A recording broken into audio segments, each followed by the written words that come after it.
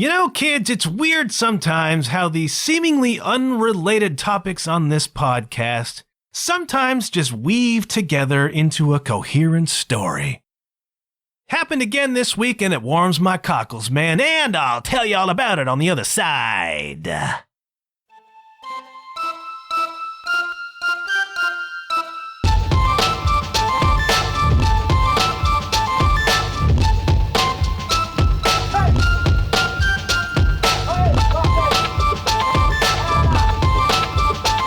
Hello, you're listening to the John Huff Podcast. Oh, yay. All is not lost, kids. I still have hope for the future, and if you know me, it'll surprise you to hear me say this, but I see it in the kids. Some of them.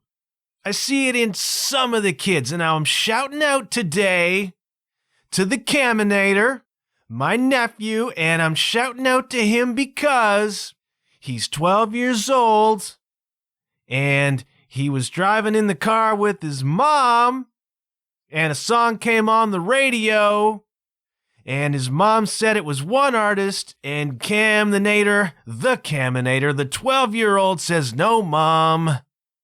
Hold on to your hats, kids. "No, Mom. That's Pink Floyd."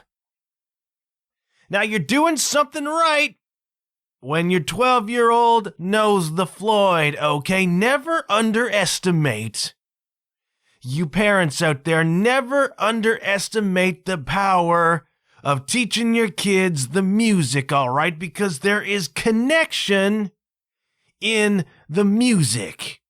Now, there was another time at the hockey game when Ozzy comes on, you know, it's a break, but in the action, they stopped fighting long enough for Ozzy to come on, and the Caminator knows the Ozzy, all right? Now, if your kid knows the Ozzy, and your kid knows the Floyd, and your kid likes the 80s music, you're doing something right, okay? Let that be a lesson to you, kids. Let that be a lesson to you, parents. Teach your kids the music, all right? If your kids know the music, if your kids respect the music, they form a connection with you. And if they have a connection with you, they're less likely to turn out to be jerks. That's the problem with a lot of these kids these days, you know, because there are jerks out there. I got friends who teach them, and I hear all about it. And I do not regret for 1 second my decision to walk away from the teaching profession. I got lots of friends who are still there. A lot of the kids are jerks, got their faces buried in the phones, got their faces buried in whatever device it is that's cool right now that I don't know anything about. And they don't know the music, man. That's the correlation. Teach your kids the music, build that connection, all right? Now you take the Caminator. Caminator knows the Floyd now. Cam is a piano player and a good one. Likes the drums, you know, he's got this musical genius. Doesn't hurt anybody. Doesn't cause any trouble. The Caminator respects his parents, respects the people around him. Tries hard, does well, you know, respectful, courteous. You know, you gotta be like the Caminator. Kid sets a high example and you'll go far in life if you're a person who's respectful. If you're a person who doesn't hurt anybody, thinks of other people, puts other people first, you know, has a good sense of boundary and self-definition, that's the Caminator, man. Good guy, good kid, going places. And it's partly because he knows the music, man, and that is credit to the parents, okay? So good on you, Caminator. People like that will save us all in the end, man. Now, I had a couple people write in this week. A couple of friends of mine, a couple longtime listeners. Have we been around long enough for longtime listeners? I guess we have at this point. You know, podcasts are very fly-by-night. And yeah, that is kind of a teaser for the Rush game. But podcasts are very fly-by-night, kids. Podcasts are very come and go. So if you've been around now for 70-plus episodes in a couple of years, I guess you can call people long-time listeners, okay? Because I think the average shelf life on a podcast is something like 7 episodes. 7 to 10 episodes, and then you get what they call pod fade, man. And that's where you're 7 episodes in, and there ain't nobody offering you money, and you realize, whoa, this is a ton of work, man. Like, this is way more work than I anticipated, and man, I put it out there, and nobody listened, man. I built that field of dreams, and they did not come. But that's only 7 episodes, man. You got to give it a little bit of time. You got to let it ride, you know? So if you've been around for a couple years like I have, hey, you're a veteran now. And I got longtime listeners, and a couple of them wrote in to say, this was freaky, man, because it happened on the same day, where 2 folks wrote in to say, hey, man, we appreciate that you're so willing to be open about anxiety and stress and how those things show up in your life. And we appreciate that you're willing to talk about the self-doubt that you have, because probably this helps some people out there somewhere. And I think that's cool, and I appreciate those guys writing in to say so. I'm a little bit stuck sometimes, you know, there's a fine line. You don't want to trip across it between being open and being self-indulgent. And at its very root, a solo podcast is, to a certain point, self-indulgent, okay? It's just me talking. I don't like to spend all the time talking about just me, you know what I'm saying? But, you know, I do try to use this platform, such as it is, to express my simple humanity. And the last year has been a year for simple humanity, man. It came up in my Facebook memories just today that I posted a photograph exactly a year ago of the fruits and vegetables in the sink, man. This was the early days of the chaos, all right. And they were recommending that you individually wash each piece of fruit and each vegetable. So I got like zucchinis and grapefruits and apples and peppers. And they're all piled in. Eat the rainbow, kids. You're supposed to eat the rainbow. And that's cool wisdom until you consider that Skittles are also the rainbow. And I do like me some Skittles. But we had all the vegetables in the sink, gonna wash them up. And this is after me having gone to the grocery store for the first time. All right, we were back from our little trip to Mexico, just snuck in under the border before they closed it. And it was the first chance we had to go out and get stuff, get your supplies, after we had quarantined, right? And so we went out there, and that was my first exposure, man. That was, like the day after the nuclear winter happened. Like when you rise up from your subterranean cave like some sort of human mole and you wander out in a daze into the smoke and fire of the new world. And that was the first time, man, and I went to the grocery store and saw the people lined up. And that's when my kind of critical anxiety thing kind of started. That's when the amplification began to happen. And I encountered an interesting concept over the past week, okay? I was listening to a podcast featuring the great Philip McKernan, a coach extraordinaire and a very, very insightful man. And Philip McKernan was talking about this whole concept of stress in the COVID, right? And he said something compelling. He said that he didn't think, generally speaking, that the COVID, added new anxiety as much as loosened old anxiety. Interesting, right? So we're all walking around with this compartmentalized anxiety and these fears, and these negative emotions. And then sometimes it just takes a crisis to unlock those. And I think in my case, that's probably what happened. Carrying around a lot of stuff over the years, and you put it on what Bill Burr calls your anger shelf. You bottle it up and put it on the anger shelf, and then it pops somewhere down the line, by some other stimulus. So you probably spent your whole life putting together little jars of anxiety on your anxiety shelf. And then something like the COVID comes along and just blows it wide open. And I think in my case, probably that's what happened. Partly, anyhow. And it's happening, I think, to a lot of people. And so a year ago, the loosening probably began. So I went to the grocery store, saw the people lined up, and this began to look like an alien kind of universe, man. This began to look like a dystopia. This began to look like a Margaret Atwood novel. And it began to feel that way too, man, like life as we knew it is no longer. And when you start getting into life as we knew it is no longer, you begin to think about things changing and for the worse, all right? You begin to become nostalgic for the way it was yesterday, when you could just kind of walk out of your house and go about your life. Take a lot of those things for granted, man, but then you go to the grocery store and you see the people lined up, and you see the masks, and you see the guy spraying down the carts and that kind of stuff. And kudos to the grocery stores, man.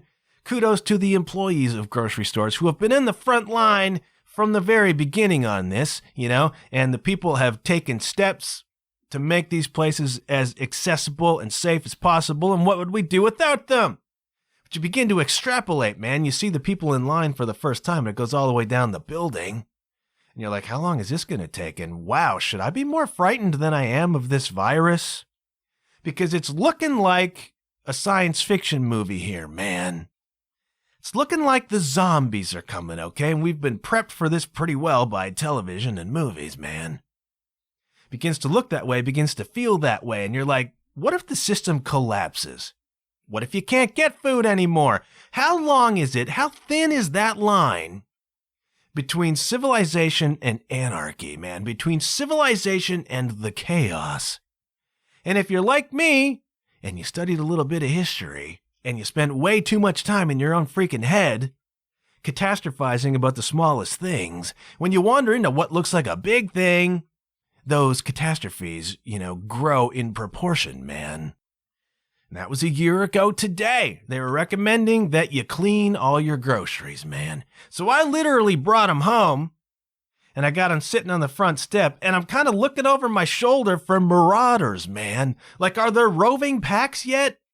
Of folks coming along and stealing your dang groceries, rifling through all your stuff for toilet paper? Like, are the roving gangs out there yet? The cannibals? Has this begun? Is this where we're going? And some of those thoughts are already at that point in time beginning to filter into my head, man. So it's no wonder that a few months later, after some more escalation, I kind of popped a little bit. And we brought the groceries in, and we took all the packages out of the packages, and we scrubbed them all up, and we wiped them down. It took freaking hours. Going to the grocery store became, overnight, this, commitment. You couldn't just pop in anymore and get some fish, It's like, okay, we got to go, and I'm going to stand in line for half an hour. Then we're going to be in the store, and we're going to be freaked the F out because of just the distancing and the weird sort of energy. Man, the energy was so intense. The energy was so creepy and dangerous and intense. For those of us who feel energy in that way, you get inside wandering around and it's all sterile and you're afraid to touch anything, They got the music playing and they're trying to be kind of happy, but it ain't working, man, because the vibe is apocalyptic. And then, you got to come home and you got to kind of take each individual grocery item in one at a time and wipe it all down and put it in new containers. We're talking about a day's work here. It's going to be like 2 hours at the freaking grocery store. And then you get home, it's going to be 2 hours to clean the stuff up. It's like, this sucks, man. And thank goodness that only lasted for like a week or two. And then they said, you know what? Not so much risk off of picking stuff up off your groceries.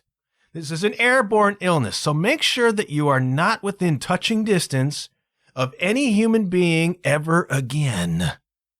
And then they found out, tigers can get it. So don't touch any cats either, man.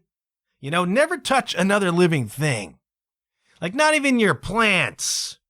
Wipe down the plants, man. We don't know what place they have in all of this. We don't know who's behind it.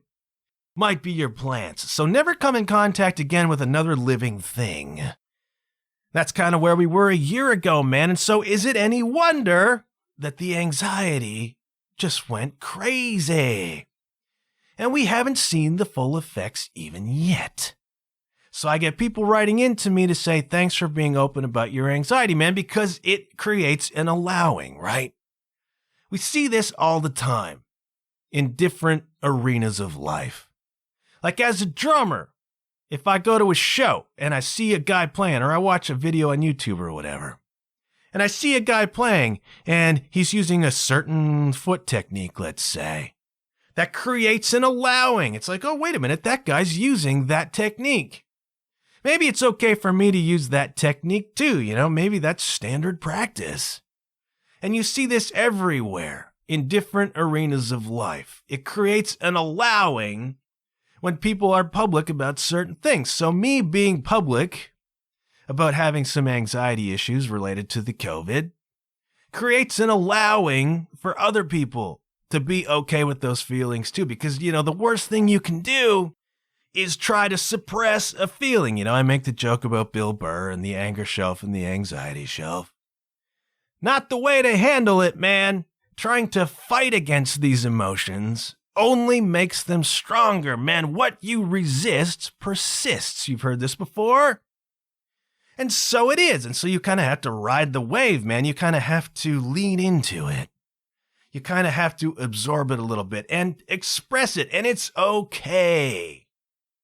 That's the point, man, is that it's okay, especially in these wonky times, to feel the anxiety, to feel a little bit of stress, man, and everybody's feeling it. If you're not feeling it, you're some sort of robot or a superhero, man. And I applaud you, and I'd like to know your secret. But if you're not feeling at least some trepidation or at least some frustration about the way of the world right now, then my hat is tipped to you, man. For the rest of us, we're feeling that. And me talking about it is, partly a release for me, but partly also, hopefully, some sort of allowing for you to feel and express it as well, okay? Because it's important to feel and express these things, Do not deny them. Do not try to be some sort of superhero. If you're feeling that, feel that. Acknowledge that you feel that. And, express it. You can help other people be okay with what they're feeling too. And it is ongoing. Just this week on the Instagram, I saw a post by a prominent drummer talking about having had a full-on panic attack on stage, man. Whoa. Now, it can be an adventure on stage. Hopefully, the people you go to see play make it look seamless and easy, but a lot of the time, it's a freaking adventure, man. Stuff happens. I can remember one time playing in Apeldoorn, Netherlands. Lovely, lovely little city. One of many lovely, lovely little cities in the Netherlands, man. And so we're playing with the Sarah Smith Band in Apeldoorn, and I forget what song. I want to say we were playing Sarah's song Shine Bright, which is kind of one of her signature tunes, man. If you're a Sarah person, you're into Shine Bright. And there's a section of that song where it's a chorus, and it's done a cappella, mostly a cappella, right? It's a real crowd pleaser. It's a real energy lifter, this tune. So we come into this section, and all that's happening is the bass drum is keeping time on quarter notes, okay? Boom, boom, boom, boom, boom. That's it. That's all the music. Everybody else drops out. Sarah's clapping over her head. The audience is clapping with her. They're singing the chorus together. Just the kick drum driving that, boom. But people love that, man. You must move. So I know we're coming up to that part, and that's cool. It's always a highlight moment in the show. And I don't know, maybe 30 seconds beforehand, doesn't my bass pedal fall apart? Just fell apart, man. I look down, and it's just pieces on the ground. And that sort of thing has happened before, and you find your way through it somehow. And most people won't even notice that the kick drum ain't there anymore. But the problem is we're coming into a part that's just kick drum. It's a highlight, man. It's a moment where the kick drum shines. I ain't got no kick drum. And I got, by this point, 19 seconds to figure out what I'm going to do about that. Well, I'm still playing the freaking song. And so then just in a nick of time, I reaches over and grabs a mallet out of my bag, and we come up to the important highlight moment in question, and I start whacking the bass drum just with a mallet. We improvise, you have to do things on the fly. And then I dropped the mallet and brought the sticks back in and finished the song. Then we tried to deal with the kick drum problem, all right, the pedal. It's like you have to be on the freaking ball, man, because stuff happens. I was at a show one time where they're playing away, and the poor kid's floor tom collapsed and rolled off the stage. She's chasing it across the stage, man, during the song. And I've had pedals break, and I've had beaters fly off, and you drop sticks all the freaking time, and you break sticks. You take a swing at a cymbal, and you miss it by a full inch, and then you're like, what the? And you look up, and half of your stick is gone because you broke it 2 bars ago. This happens all the time, man. Well, I'm not a huge breaker of sticks, but I drop sticks constantly. And then crazy stuff happens. One time, I was playing with the Carly Thomas Band, and we had brought in a film crew to record a couple of songs. We're making some live videos. This never happens at rehearsal, man. This always happens on stage. So we're getting ready to go into the Montreal Train song, which is one of Carly's big signature songs, also a crowd pleaser. And the film crew is there. This is before a live audience, man. This is part of a show. And Carly's begun. She's begun the little strumming pattern that kicks off the song. And doesn't my hi-hat collapse? Maybe I need better gear. Now, the kick pedal in Apeldoorn was a rental, not my fault. And it was an ancient freaking pedal. It was cool, but it was ancient. The hi-hat thing was just a freak, all right? The rod came apart, and that happens from time to time. Usually, once a year, the rod comes apart in the hi-hat. And it's always on stage when you've hired a film crew and you're just about to record the freaking song. There I am back there scrambling. I'm like, Carly, stop, Carly, trying to get her attention, trying to make this happen. Always at a critical moment, man. Never happens in rehearsal. Never one time. So you have to be prepared at any given moment for chaos on stage, all right? And then you got to make it look real cool, man. You got to make it look like you're 100% in control, even if you aren't. So it's always an adventure up there. Now throw in a full-on freaking panic attack. Have you ever had a panic attack, kids? Not fun, all right? Fight or flight kicks in hard, full-on adrenaline, just a rush through your ears. And all you want to do in the world is run, man. Fight or flight. Flight generally kicks in the hardest, okay? And you don't even know why this is happening. All you know is that you are not in control anymore of your body. Things begin to freeze up, your heart just starts to bang, and you just want, every instinct you have is just to run, man. You're on stage playing a show when this happens. And I don't know what the circumstances would be, but that is freaking scary, man. Now, this drummer, to her credit, 100% pro, managed to hold it together and play the song as this was happening, and then play out the rest of the show. But man, stop and think about that. This is the level of anxiety that's being consumed and absorbed throughout the world. It's all going into people, man, and we need a release for it. We need to recognize it. We need to identify it. We need to understand it. We need to be okay with it. We also need a release for it, okay? And I ain't no psychologist, and I ain't no counselor, all right? But if I have one piece of advice in terms of releasing the anxiety, the best thing I can give you right now, based on my own experience discovered over the past couple of weeks, is to watch The Naked Gun, starring Leslie Nielsen, and laugh and laugh and laugh, okay?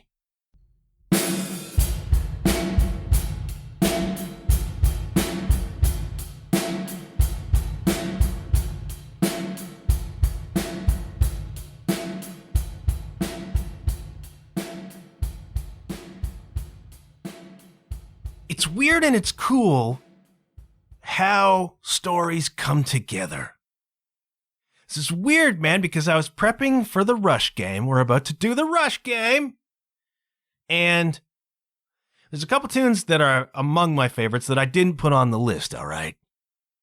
And they are Distant Early Warning and Red Sector A. And those are both from Rush's Grace Under Pressure album, okay? And the synchronicity happening here is really cool because, the whole section I just did was kind of about Grace Under Pressure, man. So I went and I did a little bit of digging about this record, okay? Just wanted to check into it because I like a couple of the tunes on it. Both Distant Early Warning and Red Sector A are just kind of dark tunes, man. I seem to be drawn to the darkness these days. Not, I believe in a thing called Love the Darkness. But if you want to know more about that band, check out my interview with Emily Dolan Davies, who played with them for a while, but pulled into kind of the dark music, I guess, man. And, you know, Grace Under Pressure is loosely a concept album about Grace Under Pressure, about things falling apart and people reacting with kind of dignity and confidence and hope, you know what I mean? And so I was digging into those two tunes that I like, Distant Early Warning and Red Sector A, and specifically I was looking at Red Sector A, and this is where the weird, cool convergences happen. Partly, it's just that record thematically fits so well with what we're talking about, you know, all the time. Grace Under Pressure and stress and all that stuff. But the tune Red Sector A, if you know that song, it's written about and from the perspective of people who are in some kind of prison camp. Now, you can extrapolate pretty easily. We're talking about a concentration camp here, World War II. But Neil Peart wrote the lyrics and he left them to be interpreted as kind of any sort of prison camp, okay? And the whole record has, for me, kind of a future vibe to it. So it's another dystopia here. Maybe it's another apocalypse. So maybe, you know, you can imagine the Terminator and the humans trapped in the camps by Skynet for easy disposal, you know, in the future.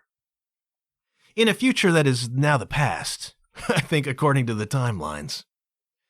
But you imagine these people locked in some sort of prison camp or concentration camp, wondering if they're the last people left alive. That is the lyric in the song, you know? Are we the last ones to survive? Are we the only human beings left alive, or whatever it is? And when I dug into that song, I realized that, in fact, it was inspired by the stories of Geddy Lee's mom. Geddy Lee's mom was interred in a concentration camp in World War II. So was his dad. They both survived. But what was really, you know, sort of startling to me is that Geddy Lee's mom was interred, was imprisoned in Bergen-Belsen concentration camp, all right? And I visited Bergen-Belsen concentration camp on tour last time round. So we had a little bit of time. We wanted to take in some local history, and we were driving down a German highway, and I saw a sign that said, Bergen-Belsen, take this exit, and I freaked out. Being the history person that I am, I freaked out. I'm like, Bergen-Belsen, like we're that close to Bergen-Belsen? And so Sarah, in her goodness, and thank you, Sarah, decided the next day we had enough time to make a little side trip and go visit. Now, this is not the sort of side trip you normally want to take, okay? Like maybe you want to go into Berlin or Vienna or Salzburg and see the cool stuff, you know, and the happy stuff and whatever. You don't normally want to take a trip to Bergen-Belsen concentration camp, or what remains of it. And I give credit to the German government for preserving this place and others throughout the country, because they could very easily have not done that. They could have swept over Bergen-Belsen and put a subdivision in there. That's what we do in Canada. Put a freaking subdivision everywhere you can in a strip mall. Germans could have done that with these places of kind of historic national shame, but they did not. They acknowledged these places and they tried to preserve some of them with a degree of reverence. And they've done that at Bergen-Belsen, okay? So you can go there to the grounds. You can see where the railroad ran. I mean, this is chilling freaking stuff, man. This is absolutely chilling stuff. And we went there and it was kind of a rainy day. It was dark. It was gray.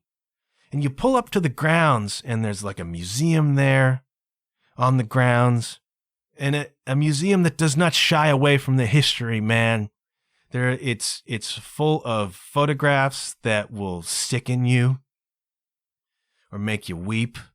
You know, it is an acknowledgement of a transgression, And I applaud them for doing that because they didn't have to. And so you go inside and the cabins and stuff are not there anymore. But the burial mounds are, okay? And something like 50,000 people died at Bergen-Belsen. It was not traditionally an extermination camp, but people died there by the tens of thousands because it was still a concentration camp, man. Circumstances there were not good, and Geddy Lee's mom was there. And so you walk around and you just see burial pit after burial pit after burial pit. And there'll be 2,000 bodies in that one, and there'll be 3,000 bodies in that one. And there are memorials there on the grounds, and you walk around this space. How's this helping your stress levels, by the way? You walk around this space, and you just feel the heaviness in the air, man. You can feel those ghosts. You can feel that history like a weight. It's on you, man.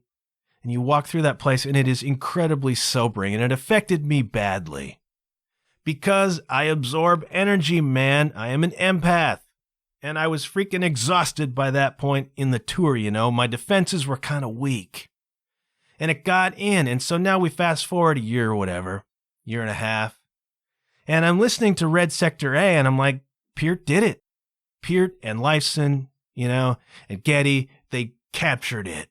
They captured that heaviness, the desperation in the lyrics, this holding on to whatever thin thing you can hold on to survive, wondering if you are the last people alive.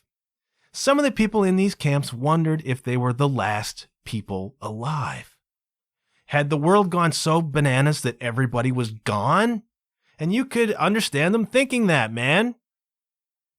But they survived, and they captured the vibe of those places in this song, Red Sector A. It's a wonderful song. I mean, it's dark and awful, but there's just such a vibe about it, a mystique about it. And when I started reading about it, it was just weird to me. The way the synchronicity lines up, the way these things weave together. This song is about fundamentally a person surviving Bergen-Belsen concentration camp, and I went there. And I can make that connection, And I don't know what else to say about it except, wow, that was pretty intense, man. And I want to bring you down talking about the concentration camps, okay? But those two tunes I did not put in the list of my favorite Rush songs. The songs I gave you were Fly By Night, Tom Sawyer, Subdivisions, Limelight, Time Stands Still, and Workin' Them Angels. And oh, how the votes did come in. Now, I got a message, a comment from James V. Shout out to James V., enthusiastic and loyal listener, and I do appreciate it, man. And James V. had a couple interesting things to say. He said, first of all, that Subdivisions is his favorite Rush song and was the first song that he learned to play with a band. And I'm like, what freaking band was that, man? Like Subdivisions? Really? That's the first one you're going to crank out? Nothing like setting the bar high, man. But he thought, knowing my sensibilities and my predilection for playing with female singer-songwriters, and I have played with a lot of them, and that's purely coincidence, man, I promise you. It's just the way it worked out. He said that because of that, and because he thought I would be, have some connection or sensitivity to the lyrics, which are kind of nostalgic and wistful, he thought Time Stands Still was my favorite Rush song. And I'm going to tell you straight up, it's definitely one of them. Maybe my second favorite. I do love Time Stands Still, man. That song is just, it's just another one that tugs at you, man. It tugs at the heartstrings just a little bit. And it's a pretty song, and it's an emotional song. And yeah, there is a duet happening on it, which is kind of cool. If you haven't listened to Time Stands Still recently, you oughta. Now, Ken the Zen wrote in, and, you ought to listen to Time Stand Still, but he says you ought to listen to Spirit of Radio. Now, I also didn't put Spirit of Radio on the list, although I do like that song. It's a great one. Ken the Zen, who is not known as a big Rush guy, all right, straight up, he's not a big Rush guy. But he's like, you should listen to Spirit of Radio because that song is killer. Great tune. And he's right about that. So I appreciate him saying that. Other people wrote in, but nobody, once again, nobody wrote in to say that they thought my favorite Rush song is, imagine a drum roll here, Subdivisions. Yes, James V., you were very close, man. You should have just gone with that first initial answer. My favorite Rush song is Subdivisions, okay? And there's a wonderful video on the YouTube. You can go and watch it, and it's Neil Peart performing Subdivisions, right? And it's shot from like an overhead cam. So you can see what's happening with his hands. You can see what's happening with his feet, kinda. And you just marvel at the precision of that man's playing. It's flawless, man. Now you look at his technique, and I'm no one to talk about someone's drum technique, okay? But you look at Neil Peart's technique, and it's a little stiff, at least at that point in time, I saw Rush live on, I think it was the Snakes and Arrows tour, maybe like 09, 10, 11, something like that. And they came to town, and we got third row. I want to say it was third row for the Rush concert. Now, I talked about being right up front recently at the Queens of the Stone Age concert, and how I didn't so much like that, okay? I'm not into the rough and tumble rock show. I'm there for the music, and the good thing about a Rush show is that so is everybody else. They had chairs on the floor. There's certain shows you go to where if they put chairs on the floor, people are going to beat the crap out of each other with the chairs on the floor. You know what I mean? So they don't. It's standing room, and it's pandemonium. Can be. Queens of the Stone Age wasn't that, but it was a little bit more shovey than I like, Want to hear the music, want to pay attention. Rush show you can. So you get third row at Rush, and it's like a fellowship. We were standing right in front of Geddy. I was watching Geddy make eyes at people. It was kind of creepy, if I'm honest. It was cool, but it was a little bit creepy. Great performer, great band, and I got to watch Neil Peart from like 30 feet away. As much as you can see Neil Peart behind all of those drums and cymbals. And his setup was so bizarre. Like the toms almost seemed to be flat and escalating like stairs up to his left, and he's like reaching for that top one and bringing them all down. It's like, I don't think ergonomically I could function on that kit. But then as much as possible, I play kick, floor, snare. You know what I mean? Like just 3. That's good. That's good for me, man. I don't need any more than that. But I got to watch Neil as much as you can see Neil. And that's an education, man. So you go on YouTube, watch Subdivisions, shot overhead cam, just on Neil Peart. And you can watch what a master technician that cat was, man. And it's not just that. I mean, the dude wrote iconic and creative drum parts. Very cerebral man and a very cerebral drummer, man. Now, I'm a feeler. For good or for ill. Not that cerebral. And so my drumming, I suppose, is feeler drumming too. Sometimes that can feel not great. At least my reactions to it. But you watch Neil, master craftsman, master technician, man. And Subdivisions is my favorite Rush song. Something about that tune just gets me, man. And it's about strip malls. And it's about kids in the strip malls. It's a dark song, it's a bleak song, but it's a cool song and really cool drum parts, man. Fun to try and mimic as much as you can in my case. So Subdivisions is my favorite Rush song. I was thinking about doing the Pink Floyd game. And maybe we will. Let me know if you want to play the Pink Floyd game or not. But before we get to the Floyd, we're going to spin a record that's super cool by a Canadian act called the Whitehorse, man.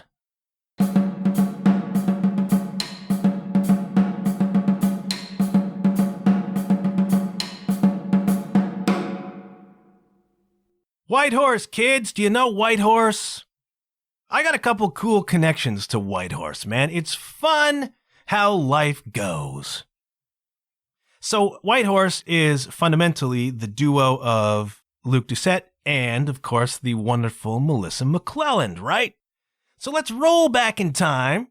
When you're done listening to the Emily Dolan Davies episode, you can go listen to episode 22, which is with a yoga teacher and really inspirational woman called Katie McClelland, all right? So I reached out to Katie McClelland, whenever that was, 1.5 years ago, and I asked her if she'd like to be on my show, and she said yes, and that's great. And so we had a wonderful conversation about her becoming a drug addict and then overcoming that, Grace Under Pressure, and then discovering yoga and building her life about that and getting a family and getting everything back on track. Katie McClellan's awesome, man. And then just towards the end of the interview, we're talking about pizza, man. Because pizza is what brings you together. Pizza is the great liberator. Let's never forget the power of the pie, man. So we're talking about what's your favorite pizza, because I know she's a pizza person. She's a pizza gal. And it was this or it was that. And then she says, what's your favorite pizza from where you live? And I said, the Stobies, man. You gotta have the Stobies if you're in L-Town. And Katie says, wish I had known that when I was in town last year with my sister Melissa at the Junos. And a light bulb goes off in my head. What? Your sister Melissa was at the Junos? Melissa McClelland? She's like, yeah, my sister is Melissa McClelland. Whoa! Melissa McClelland is your freaking sister? I had no idea. I swear, kids. I went into that interview with Katie, straight up, looking to talk to Katie. Had no idea that Melissa McClelland was her sister. This is Melissa McClelland of Whitehorse, man. Now, the reason I reacted so strongly to Katie's revelation is because I've played Melissa McClelland's music, man. When I was playing with Lindsay and the Lonelies, a wonderful, moody alt-country band, we would cover Melissa McClelland. We'd cover Passenger 24. We'd cover Skyway Bridge. I got to sing the great male harmony part on that song, which is a lot of fun.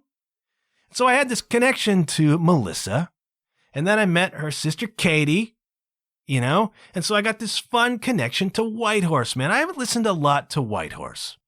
Really like Melissa McClelland. She's freaking dynamite. Melissa McClelland is a badass, man. And her music, her solo stuff, has this really great alt-country vibe, kind of lounge vibe. I don't know, if you listen to Passenger 24, there's a lot going on there, man. But it's great, and she's great. I haven't listened a lot to Whitehorse, but then they dropped a brand new album, kids, called Modern Love. And this is, by their description, a salute to love in the digital age. So take what you will from that, man. I wasn't sure what I was wandering into with the Whitehorse, okay? Because I don't know if we're dealing with an alt-country thing like Melissa McClelland, or if we're dealing with like a traditional folk kind of thing. I wasn't 100% sure. And then you wander in and you're like, well, okay, we're dealing with all of that.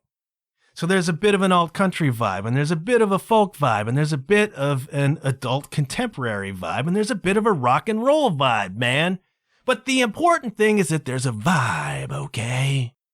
So this record, Modern Love, I really freaking dig it, man. And I like these spinning sections for bouncing us all over the place, to 80s glam metal revival, to modern rock, to singer-songwriter, whatever. And now we're sitting in this cool, weird zone with Whitehorse.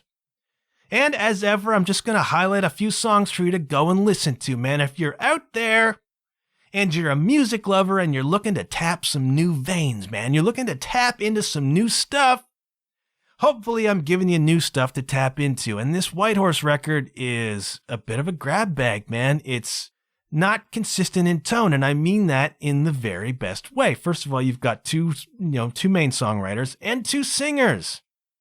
Different singer brings a different vibe, man. But I'm going to point out the very first song, called Prototype. And I'm so pleased with this description. Prototype is what might happen if Paul McCartney sat down to write a song with Tobias Forge. Tobias Forge, right? Papa. Ghost.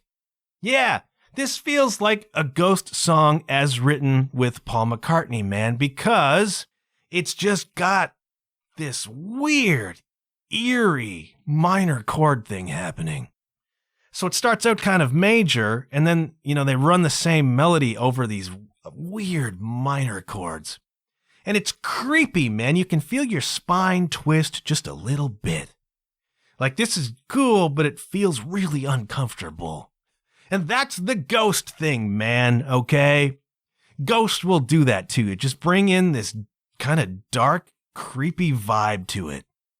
But then there are sections of this song which kind of have the jangly kind of piano vibe happening. And it's Paul McCartney, man. It's the Beatles. So it's just really a neat mashup of eerie and happy.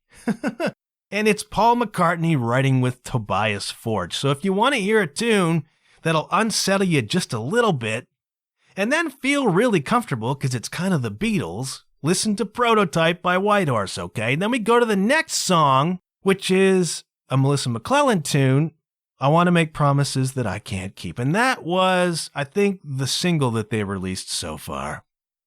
And that is a much more traditional kind of folk country, folk rock kind of tune. But it's trancy, man. It's basically the three kind of acoustic guitar chords over and over and over. And they got a band in on this, which is a killer freaking band. They brought in Fred Eltringham. Fred, who's one of the heavyweights, man. Fred plays drums for Sheryl freaking Crow. I mean, he's at the top of the ladder, man. I'd like to be Fred. I'd like to play with Whitehorse, man. I feel the grooves on these freaking jams, man. Melissa! Again, like I say with everybody, once you get through the 100 drummers you know who can handle the gig, and they're all busy doing live streams on Facebook, give me a call, Whitehorse. I am there for you, man. I'll even sing backups. So they brought in Fred. They brought in some heavyweights to play on this thing, and it's a full band album. And this song, I Want to Make Promises That I Can't Keep, is, three chords basically that run through the whole dang song. And Melissa McClellan, who is one of those singers who doesn't have to push it, man. She can push it, she doesn't have to. So she sings in this very understated way. Super kind of cool. Again, there's a vibe happening on the record, man. All these records have a vibe. This one has kind of a dark vibe, which, as I said, I'm drawn to these days. But she has a very understated voice. It's a great voice, and she can pull you in, man. And there is a trance kind of vibe happening on this song. There's also a really cool swear on it, so good for you, Melissa. And it's spacey. There's a spacey thing happening. It's trancy, man. There's a really cool video for it, too. There's a video where there's like some cool effects happening, but basically it's just slow motion of Luke and Melissa getting hit by water balloons. Really weird, but it's kind of cool, man. So go onto the YouTube and look up the video for I Want to Make Promises That I Can't Keep by Whitehorse. Weird and entertaining. This is a cool song, and then it kind of ramps up. There's like a long outro happening. And I wish I could speak tone. I wish I could speak guitar tone. I wish I could make you understand the guitar tones that are happening here. I can recognize them. I can't articulate them, man. I'm a drummer, okay? So I don't speak tone. Maybe I need to bring in like a guest who can speak tone. But there's a cool tone happening with the guitars on this song and on all the songs, man. And I Want to Make Promises That I Can't Keep is just a trancy folk country song. Melissa McClellan, super cool, total badass, great voice. And it's a cool song, man, so have a listen. My favorite tune on the album so far is Middle Earth, okay? And what I put down about the tune Middle Earth is Foster the People and The Doors. I know that's kind of weird, and I know that Foster the People might be a semi-arcane reference anyways, but I don't know. There's just something about it that's a little bit maybe 60s, but it sounds like Riders on the Storm. Like melodically, there are sections that sound like Riders on the Storm. So if you can pull that kind of into your mind about The Doors, man. And again, there's just a dark vibe happening. This is, again, I guess, a folk rock song. A lot of electric guitar, though. There's a lot of really cool electric guitar happening on this record. Like at about 125 or so on this tune, it's just a couple of chords, man. What I like is when you can hit a chord and let it ring, but it's just got this kind of AM radio sound. I don't even know what else to say, There are times when I listen to this record, when I listen to a lot of kind of alt-country flavored records, where I picture like a diner on the highway in the 50s or the 40s, man. It's like the Grapes of Wrath. And they're driving through the Dust Bowl, and they pull up, it's always in black and white, and they pull up to this diner, and there's a couple of truckers sitting at it. There's a gas bar out front. It's like a sand parking lot. And you walk inside and there's maybe a jukebox. There's a little radio kind of sitting up on a shelf. There's coffee perking, There's pie. Can you picture this, man? There's a waitress, and she's got a sharp tongue. And a chef in the back who's grumbling about everything. And everybody's sweating. And then you hear the music coming through this little one-speaker radio. That's the vibe on this record to me, and I love that! Don Redsky, who played lead guitar on the Lindsay record that we did, captures this tone immaculately. And I love that, and this tone is running all the way through this whole album. And it's like 125 on this tune, Middle Earth. There's just a couple of little chords. Just a couple little leads, couple little chords. Super subtle, but so freaking cool, man. I really genuinely love this song, Middle Earth by Whitehorse, okay? And if you're only going to check out one song from the album, this is a pretty good one to check out because both of them sing some leads on it. So you get kind of the whole flavor, man. And then you get this cool guitar stuff and this kind of dark vibe and tone. Middle Earth, Whitehorse, what a great freaking song, man. Belongs in a Tarantino film. And I say that a lot. But it belongs in a Tarantino film, man. It's got that kind of feel to it. You know what I'm talking about. Gonna do one more, and that is the song Pollyanna, okay? And, if Foster the People wasn't an arcane enough reference for you, this sounds like a Crooked Fingers song to me. So I know you guys are all big Crooked Fingers fans. That's Eric Bachman of Archers of Loaf, by the way. And he writes a certain sort of song, and this feels like one of those songs. So if you've ever listened to Crooked Fingers, you know what I'm talking about. And if you haven't, you should. This is another one where I wish I could speak guitar, because there's just tones happening, man. And this is a really pretty tune, a pretty melody. Again, Melissa McClellan singing, gently understated. Cool guitar tones, cool vibe happening. But again, she has this ability to sing gently, but mesmerizingly. That's a skill, man. That is a personality projection. That is a confidence that is not as much about voice as it's about presentation. It's about energy. I don't know how they do it, but she has a way of just singing very gently, and you hang on every freaking word, man.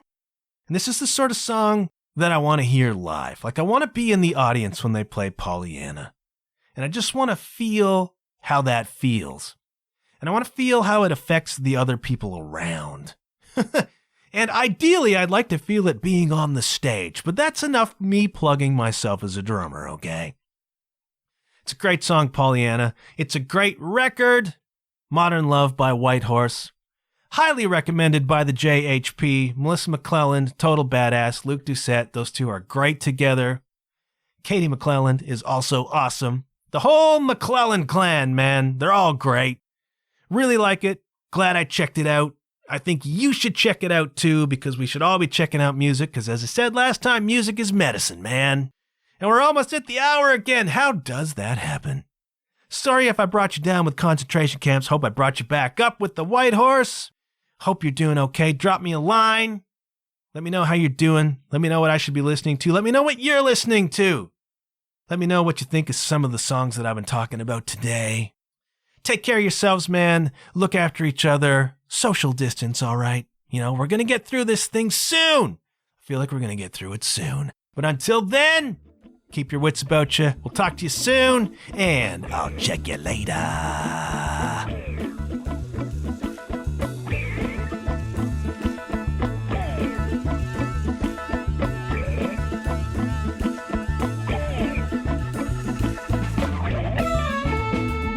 Thank you once again, gentle listener, for taking in today's show. If you want to know more about the program, go to www.john-huff.com. That's JOHN-HUFF.com and click on podcast. You can also find the show on Facebook at The John Huff Podcast. If you're an Instagram person, you can find me at JW_Huff. If you're a Twitter person, you can find me at JWSHuff. No matter where you listen to the show, please do me a big favor and leave a rating and review. Preferably a positive one. That's all the time we have for today, but I'll be back very soon. Until then, keep your wits about you, and remember, good things happen when you put yourself out there. Bye for now.